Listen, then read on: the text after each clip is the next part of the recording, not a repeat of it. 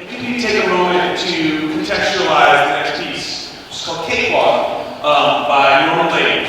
And so I'm going to read this because I had to try to put some thought into it and not go off the cuff. So the term cakewalk refers to a style of music common in the late 19th and early 20th century.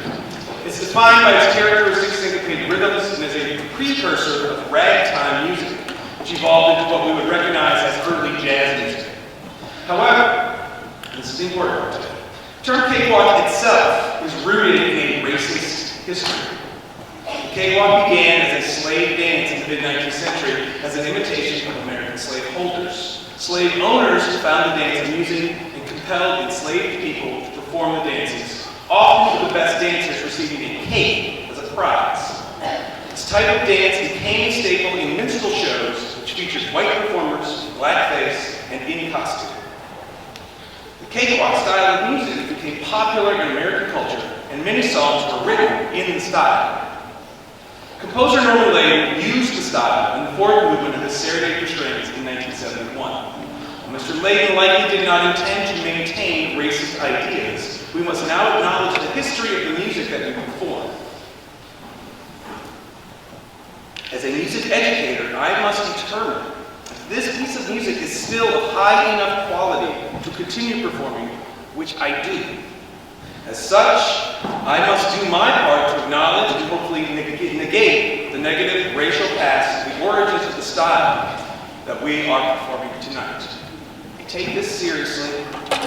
It's important to acknowledge that things have gone on that none of us are proud of. This is not racist music, but it does have racial undertones in its past. There are many pieces of music I could choose to play with your students. In my experience as an educator, this one in particular is very important and it is worth playing. It is worth playing, but we have to deal with its past. And so, thank you for indulging me for just a few moments on that.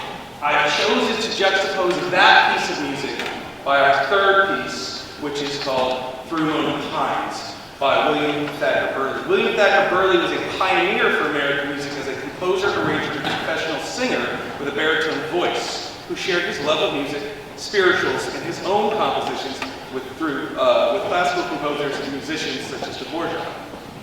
Mr. Burley, known for his art songs, composed 200 to 300 original compositions, most of which were arrangements of Negro spirituals, and Mr. Burley was one of America's most important composers from the early 20th century. Through Moon and Pines is the first of 6 pieces found in From the Southland, a piano suite by Henry Thacker Burley, his only piano composition. Mr. Burley was in Chicago.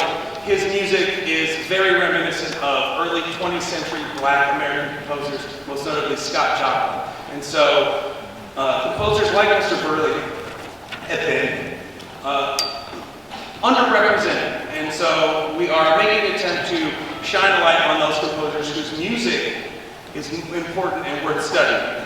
Not because he's Black, but because his music is good.